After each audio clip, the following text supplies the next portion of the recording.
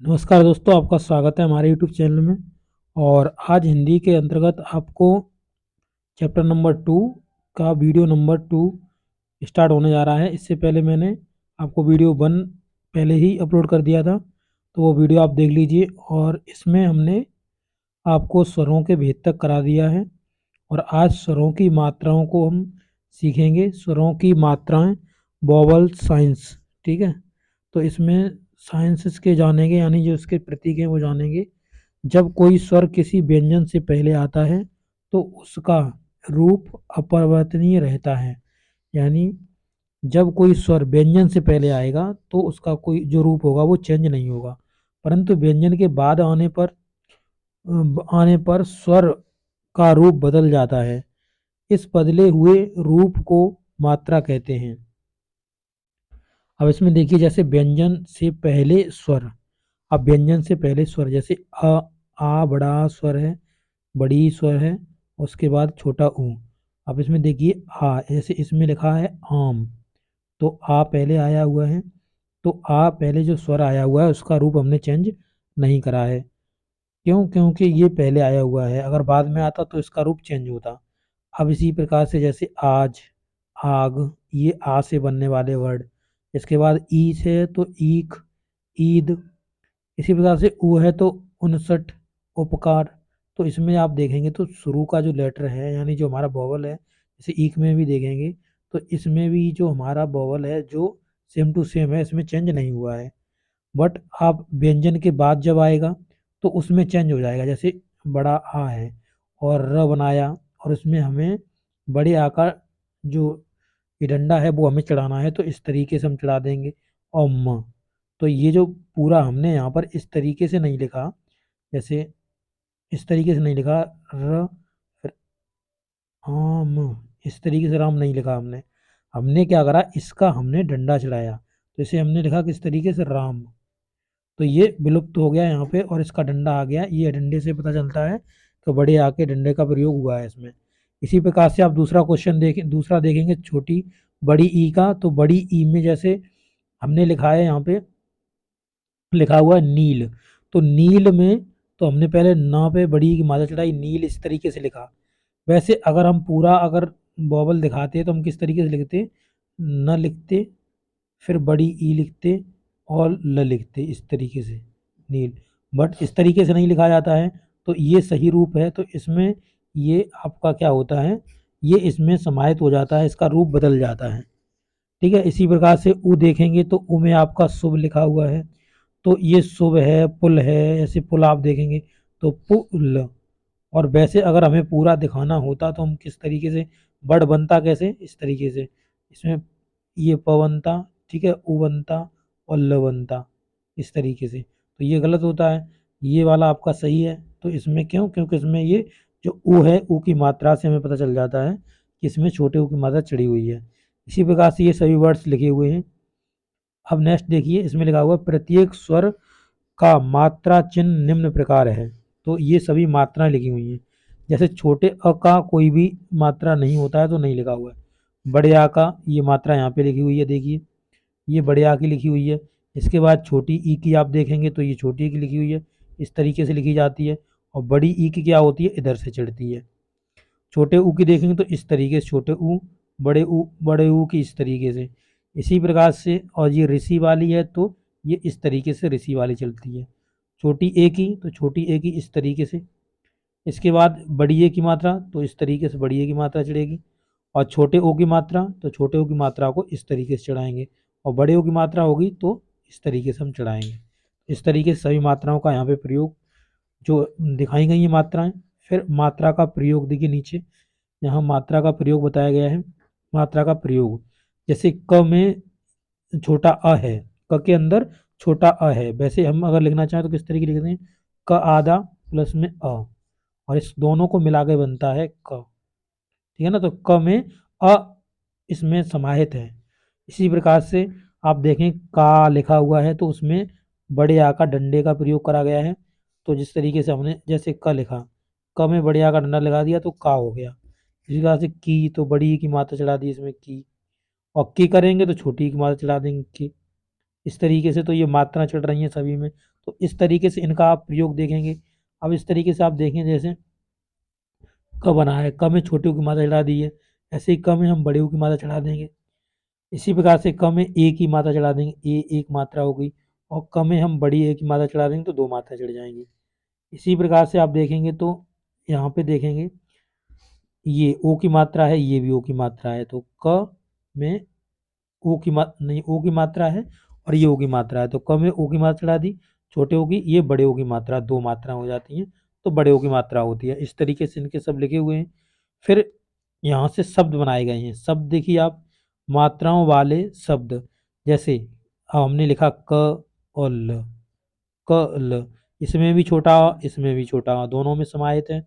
इस प्रकार जैसे काल, तो इसमें इसमें बड़ा आ है, इसमें छोटा आ है, तो इसमें मात्राएं सम्मिलित हैं पहले से ही। तो इस तरीके से ऐसे जितने भी वर्ड ये लिखे हुए हैं देखिए यहाँ पे, किल, कील, कुछ, कूप, और आपको ये प्रयोग दिख रहे होंगे, ये सीधे क्रम में ऊपर से नीचे देखेंगे तो आपको दिखेंगे इस तरीके से, ठीक है। इसी प्रकार से देखो बड़े ऊ की चढ़ानी है तो जैसे कूप लिखा हुआ है। इसी जैसे कृपा, कृपा में, घृणा में, ये हमें र का प्रयोग करा गया है। जैसे कृपा, तो इस तरीके से र बनता है इसका, जो का बना दिया, और इस तरीके से र, कृपा, तो इसमें ये ऋषि वाला र है। इसी प्रकार से देखिए केला, कैमरा, कोयल, कौवा, तो आप देखेंगे ओ की मात्रा इसमें चढ़ी हुई है, बड़े ओ की, इसमें छोटे ओ की मात्रा चढ़ी हुई है, इसमें बड़ी ए की, इसमें छोटी ए की। इस तरीके से सभी मात्राओं का यहाँ पे प्रयोग आपको करके दिखाया गया है। फिर और शब्द बनाए गए हैं, जैसे सच लिखा है, सच में देखो इसमें भी या इसमें भी या, दोनों में। अगर इसका संधि विच्छेद करोगे, अगर इसे हम तोड़ के दिखाएं तो इस तरीके से टूटेगा ये, सवना आधा, फिर अ बना, फिर हमने क्या करा, फिर हमने च बनाया आधा, फिर अ बनाया, इस तरीके से ये टूटेगा। अगर हम इसे तोड़ना चाहें तो इन चार वर्डों के योग से ये बना हुआ है, ठीक है ना। तो इस तरीके से आप देख सकते हैं। इसी प्रकार से आप देखेंगे जैसे सात लिखा हुआ है, सात, तो इसमें बड़े या का डंडा, इसमें छोटे आ का डंडा, दोनों का प्रयोग करके दिखा दिया गया है। मित्र में देखेंगे तो छिटी की मात्रा चढ़ी हुई है, और इसमें अ मिल जाएगा आपको देखने के लिए। इसी प्रकार से इसके जितने भी जो एग्जाम्पल्स दिख रहे हैं आपको, जैसे फिर सीप है, रुपया है, रूप है। अब देखो जैसे रुपया लिखा तो रुपया में छोटे ऊ की मात्रा चढ़ेगी, रुपया, और अगर बड़े ऊ की मात्रा का प्रयोग करना जैसे रूप, इस तरीके से थोड़ा करके इस तरीके से बनाना है, रूप। तो ये बड़ा ऊ है और ये छोटा ऊ है, इस तरीके से आप समझ सकते हैं। इसमें काफ़ी सिमिलैरिटी आपको एक तरीके से दिखती है। तो इस तरीके से जैसे छोटा र बनाना है तो इसी में से निकल जाएगा, और अगर बड़ा र बनाना है तो थोड़ा इसमें से इस तरीके से करके आप बना दीजिए, तो ये आपका बड़ा र हो जाएगा। अब जैसे घृणा करके, घृणा है तो घृणा को बना दिया, मतलब ये अ, ऋषि का प्रयोग कर दिया गया है। इसी प्रकार से छोटी ए का प्रयोग आप देखेंगे तो इसमें ठेला, ठेला लिख दिया गया है, ठेला, ठेला, ठीक है। तो इसमें छोटी ए की मात्रा दिख रही होगी आपको, इसमें बड़ी ए की मात्रा पैसा, मोर में आपको छोटे ओ की मात्रा, और इसमें मौज में बड़े ओ की मात्रा। अब देखिए यहाँ पर याद रखने योग्य क्या बात है वो यहाँ पे बताई गई है। हिंदी वर्णमाला के प्रत्येक व्यंजन के दो के साथ अ स्वर मिला होता है, तो हर एक वर्ड में आपको अ मिल जाएगा। तो अ मिल जाएगा, इसलिए अ को हम शहीद वर्ड भी बोलते हैं। क्या बोलते हैं? शहीद वर्ड भी बोलते हैं। ये सभी व्यंजनों के साथ शहीद हो गया है, उनके साथ सबके साथ मिलता है, इसलिए इसे शहीद वर्ड भी बोलते हैं। कॉम्पिटिटिव एग्जाम्स में ये क्वेश्चन पूछा जाता है कि शहीद वर्ड कौन सा है, तो इस तरीके से आप इसमें बता सकते हैं। इसके प्रकार देखेंगे आप, लिखा हुआ स्वर के बिना किसी व्यंजन का उच्चारण नहीं हो सकता। तो स्वर नहीं है तो किसी भी व्यंजन का हम उच्चारण नहीं कर सकते।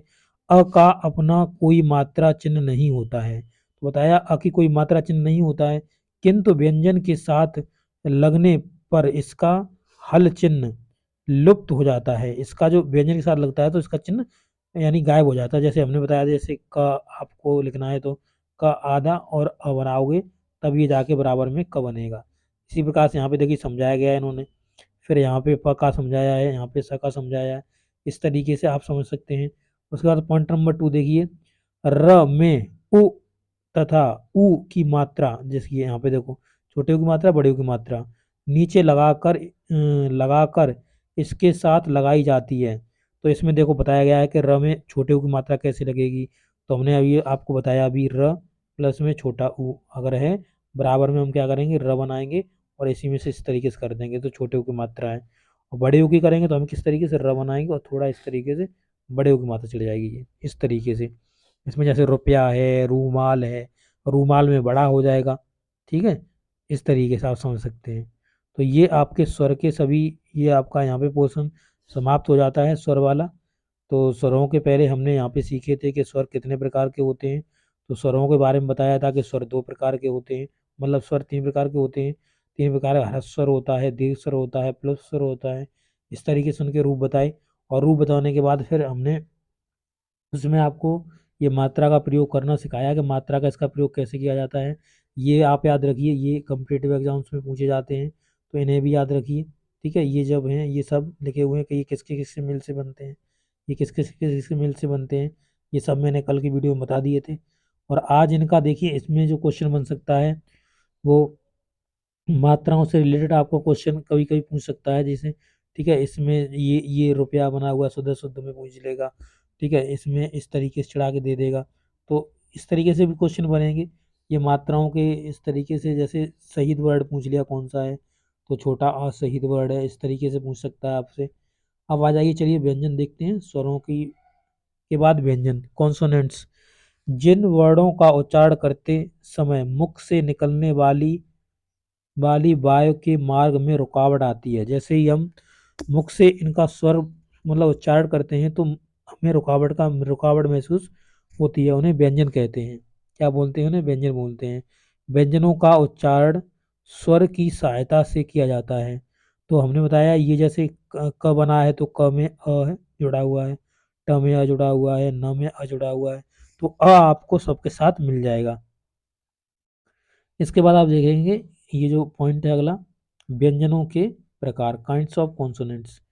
उच्चारण के आधार पर व्यंजन के 3 प्रकार होते हैं। तो कभी पूछे आपको, जब हम प्रोनाउंस करते हैं तो उच्चारण के बेस पर जो व्यंजन होता है वो कितने प्रकार का होता है, तो वो व्यंजन होता है उच्चारण के बेस पर 3 प्रकार का। पहला को होता है स्पर्श व्यंजन, अंतस्थ व्यंजन, ऊष्म व्यंजन। तो ये हम व्यंजनों के बारे में जानेंगे। देखिए स्पर्श व्यंजन क्या होते हैं, तो म्यूट्स बोलते हैं। स्पर्श का अर्थ है छूना। स्पर्श का अर्थ क्या है? छूना।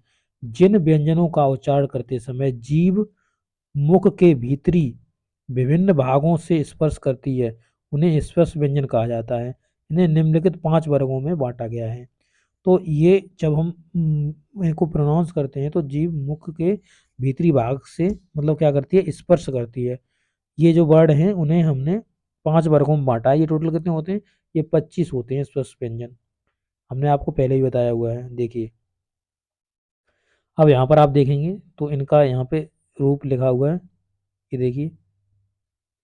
तो यहाँ पर देखें क्रम, यानी 1 क्रम, 2, 3, 4, 5। अब ये देखिए, क वर्ग के, च वर्ग के, ट वर्ग के, त वर्ग के और प वर्ग के, ये आपके वर्ग बने हुए हैं। तो इसमें आप देखेंगे तो क वर्ग के अंतर्गत आपके कितने वर्ड आते हैं? ये रहे क वर्ग के अंतर्गत आने वाले, क, ख, ग, घ, ङ। ये हो गए आपके क वर्ग। और क वर्ग वाले सभी का जो उच्चारण स्थान होता है वो कंठ से होता है। ठीक है, किससे होता है? कंठ से होता है। जैसे आप इन्हें बोल के देखिए तो आपकी स्पर्श करेगी जीभ, क क, इस तरीके से आप रुकावट महसूस होगी आपको, और आपकी स्पर्श करेगी, जैसा कि यहाँ पे पॉइंट में नोट करा हुआ है। देखिए यहाँ पे लिखा हुआ है कि ये जो होती है जीभ के मुख के भीतरी भाग से विभिन्न भागों से स्पर्श करती है। ठीक है, तो ये क वर्ग का हो गया। अब इसके बाद जैसे क वर्ग के अंतर्गत आ गए, तो क वर्ग के जो होते हैं सभी कैंडिडेट वो कंठ से बोले जाते हैं। च वर्ग के होते हैं तो तालु, और यहाँ पे ट वर्ग के होते हैं तो मूर्धा, और जो त वर्ग के होते हैं वो दंत से, यानी दांत, और ये बोले जाते हैं ओष्ठ से। तो इन्हें आप कैसे, क च ट त प, इस तरीके से याद करिए, क च ट त प, ये आपके वर्ड याद हो जाएंगे। और इन्हें लर्न करना है तो आप इस तरीके से कर सकते हैं, क से के, त से आप टी कर लीजिए, टी, और म से एम, द से डी कर लो, और ओ से कर लो ओ। ठीक है, तो इस तरीके से आपने देखा होगा कि एक केटीएम बाइक होती है, केटीएम। अब मान लीजिए आपको कोई ज़रूरी काम है तो आपने अपने दोस्त से कहा कि हमें केटीएम बाइक दे दो अपनी, तो केटीएम दियो, दियो, ठीक है। तो इस तरीके से जैसे कंठ, तालु, मूर्धा, दंत, ओष्ठ, इस तरीके से आप अपनी एक कोई ट्रिक रिलेट कर सकते हैं या इसी को आप लर्न कर सकते हैं, तो आपके ये सभी लर्न हो जाएंगे। केटीएम दियो से हो जाएगा कंठ, तालु, मूर्धा, दंत, ओष्ठ, ठीक है। तो इस तरीके से भी आप याद कर सकते हैं। तो यहाँ पर आप के लिख लीजिए, यहाँ टी लिख लीजिए, इसे एम से डिनोट कर दीजिए, इसे डी से, और इसे ओ से डिनोट कर दीजिए, ठीक है ना। इस तरीके से आप देख सकते हैं कंठ, तालु, मूर्धा। और ये क्या होते हैं, क वर्ग के, च वर्ग के, ट वर्ग के, त वर्ग के, प वर्ग के, ये सभी होते हैं। जैसे क ख ग घ घ ये हो गया, और ये च छ ज झ व ये हो गया, ये आपका च वर्ग का हो गया, ट ठ ड ढ, ये आपके ये हो गए आपके ट वर्ग के। फिर त थ द ध न, ये आपके हो गए त वर्ग के, और ये हो गए प वर्ग के, प फ ब भ म, ये आपके पर वर्ग के हो गए। प वर्ग के सभी कैंडिडेट ओष्ठ, ठीक है। फिर दंत, ये दांत से हो जाएंगे, केटीएम से आप याद रखिए, इन्हें याद कर सकते हो।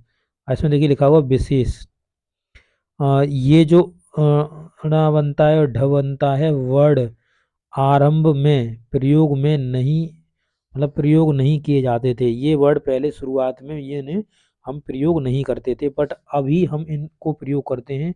और इस तरीके से जैसे ये अड़ा बना है, और इसमें ही ये भी होता है, पर इसके नीचे बिंदी होती है, इस तरीके से। और ये जो है आपका ढ है, और ये ढ ये नीचे बिंदी होती है, इस तरीके से अब ये वर्ड यूज भी किए जाते हैं, पहले ये वर्ड यूज नहीं किए जाते थे। अब देखिए लिखा हुआ अंतस्थ व्यंजन क्या होते हैं, और ये हो जाएंगे सेम बॉबल्स। अतः अंतः का अर्थ होता है भीतर, अंतः का अर्थ क्या होता है, भीतर, यानी अंदर या बीच में स्थित। जिन व्यंजनों का उच्चारण करते समय जीभ मुख के भीतर किसी भाग को पूरी तरह स्पर्श नहीं करती है, उन्हें अंतस्थ व्यंजन कहते हैं। यानी संपूर्ण तरीके से ये जो जीभ होती है वो स्पर्श नहीं करती है मुख के अंदर, तो इन्हें हम बोलते हैं अंतस्थ व्यंजन। इनके उच्चारण में वायु श्वास का अवरोध बहुत कम होता है, बहुत कम मतलब रुकावट होती है इसके लिए। और इनकी संख्या 4 होती है, और ये होते हैं य, र, ल और ओ, ये 4 होते हैं अंतस्थ व्यंजन। क्या होते हैं, अंतस्थ व्यंजन। इन्हें प्रोनाउंस करेंगे तो य, र, ल, ओ, इस तरीके से। तो आपकी ज़्यादातर मतलब जो वायु होगी वो मुख के भीतरी, जीभ के भीतरी किसी भाग को पूरी तरह से स्पर्श नहीं करेगी, या आप महसूस कर सकते हैं इनको बोलकर। ये होते हैं आपके आपके अंतस्थ व्यंजन, इन्हें याद कर लीजिए, य, र, ल, व, ये आपके हैं अंतस्थ व्यंजन, ठीक है ना। अब आ गया ये ऊष्म व्यंजन। ऊष्म व्यंजन हो गए आपके सिबिलेंट्स, इन्हें बोलेंगे। और ऊष्म का अर्थ होता है गर्म, ऊष्म का अर्थ क्या होता है, गर्म। जिन व्यंजनों के उच्चारण में मुख से बाहर ऊष्म यानी गर्म वायु निकलती है, उन्हें ऊष्म व्यंजन कहते हैं। व्यंजनों की संख्या 4 होती है, और ये सब होते हैं क्या, एक स, सीटी वाला स, पेट चीरा स, सादा स, और ह, ये होते हैं ऊष्म व्यंजन। जब इन्हें प्रोनाउंस करेंगे तो आपकी गरम गरम हवा निकलेगी, आप इसे अपने हाथ को मुंह से लगा के देख सकते हैं जब बोल के इन्हें, तो आपको इसका महसूस होगा। तो आप देख सकते हैं कि गर्म वायु निकलती है, जब आप बोल के देख लीजिए आपको इसका एहसास हो जाएगा, ठीक है। चलिए अब देखते हैं संयुक्त व्यंजन, यानी जॉइंट कॉन्सोनेंट्स क्या होते हैं। क्षेत्र, ज्ञ और स्र, ये आपके होते हैं संयुक्त व्यंजन। अब ये बनते किससे हैं, तो छः देखिए किससे बनती है, क आधे क से प्लस और स से, पेट चिरा के स से बनती है। ये आधे क से बनती है, इस तरीके से आधा क प्लस में पेट चिरा का स से, ये बनती है 6, ठीक है ना। इसके बाद त्र आप देख सकते हैं, त्र के लिए आपका त और र लिया जाता है, आधा त पूरा र। इसके बाद ज्ञ के लिए आधा ज और उ, ये आपकी पूरी ली जाती है, स और यहाँ पे र लिया जाता है। इसमें आप देखेंगे इसके जो एग्जाम्पल्स आपके हो जाएंगे, देखिए इसमें 6 के लिए आपके लिखे हुए हैं पच, कच्छ, छय, अक्षर। इसी तरह का त्र के लिए पत्र, मित्र, त्रय, त्रिभुज, ये इस तरीके के वर्ड आप लिख सकते हैं, शब्द लिख सकते हैं। इसी प्रकार से आपको देखेंगे ये ज्ञ के लिए यज्ञ, ज्ञान, अज्ञान, विज्ञान, ये सभी इसके लिए आप इन्हें प्रयोग कर सकते हैं। ये यूज ले सकते हैं इनका। ज्ञान का यूज होता है तो इस तरीके से वर्ड शब्द बना सकते हैं आप। इसी प्रकार से आगे बढ़ेंगे तो इसमें जो श्र होता है उसको जैसे श्रम में, श्रवण में, परिश्रम में, श्रीमान में यूज किया जाता है। तो इसका ये शब्द बनाने के लिए और भी कई शब्द बनाने के लिए इसका प्रयोग आप कर सकते हैं। आसानी से आप इनका प्रयोग कर सकते हैं। अब देखिए इसमें द्वित्व व्यंजन यानी डबल कॉन्सोनेंट्स क्या होते हैं। जब व्यंजन ध्वनि अपने जैसी किसी मतलब अन्य व्यंजन ध्वनि से मिलकर एक हो जाती है, यानी अपने जैसी मतलब एक ध्वनि होती है, एक मतलब व्यंजन ध्वनि होती है दूसरी व्यंजन ध्वनि से मिलकर एक जैसी हो जाती है तो उसे द्वैत व्यंजन कहते हैं। जैसे क, ठीक है ना, क आधा लिखा हुआ है प्लस में क पूरा, तो इस तरीके से लिख सकते हैं हम आधा क और क, तो ये एक सेम जैसा हो गया, तो इसे बोले हैं कि द्वैत व्यंजन। ये द्वैत व्यंजन का काम कर जैसे चक्कर, मक्का, टक्कर, इस तरीके से आप देख सकते हैं। तो जैसे प प मिलके पप, ये हो गया। जैसे छप्पर, छप्पन। द्वित्व व्यंजन में पहला व्यंजन स्वर रहित होता है, इसमें स्वर नहीं होता है पहले में, क्योंकि अर्ध है यानी आधा है, इसलिए इसमें स्वर नहीं होता है, तो ये द्वित्व व्यंजन कहलाता है। द्वैत व्यंजन में संयुक्त व्यंजन में अंतर। द्वैत और संयुक्त व्यंजन में क्या अंतर होता है। जब समान ध्वनि के व्यंजन आपस में जुड़ते हैं तो वे द्वैत व्यंजन कहलाते हैं, परंतु जब अलग अलग व्यंजन आपस में जुड़ते हैं तो वे संयुक्त व्यंजन कहलाते हैं। जैसे च च मिला तो ये द्वैत हो जाएगा, क क मिला द्वैत हो जाएगा, त त मिला द्वैत हो जाएगा, न न मिला द्वैत हो जाएगा, ये द्वैत व्यंजन कहलाएंगे। परंतु अब जैसे यहाँ एक आधा क है और ख है तो ये अलग अलग हैं, अलग अलग हैं तो ये संयुक्त व्यंजन कहलाएंगे। क्या कहलाएंगे, संयुक्त व्यंजन कहलाएंगे ये। जैसे च है, च में आधा छ जुड़ा मतलब आधा च और छ बना हुआ है तो ये द्वैत व्यंजन है। इस तरीके से आप देखेंगे अगर सेम है तो द्वैत व्यंजन है, और अगर ये अलग अलग हैं तो आपके संयुक्त व्यंजन है। तो ये संयुक्त व्यंजन, ये भी संयुक्त व्यंजन, इसमें भी इस तरीके से संयुक्त व्यंजन, ये भी संयुक्त व्यंजन है। ठीक है, तो अलग अलग मिलेंगे तो संयुक्त व्यंजन के रूप में कहलाए जाएंगे। अतिरिक्त व्यंजनों के बारे में अब अगली क्लास में पढ़ेंगे, और इस क्लास में इतना ही रहने देंगे। चलिए, आपको वीडियो कैसा लगा, अच्छा लगा अपने दोस्तों के साथ शेयर कर देना। कुछ समझ में नहीं आया हो तो आप पूछ सकते हो कमेंट बॉक्स में। Thank you.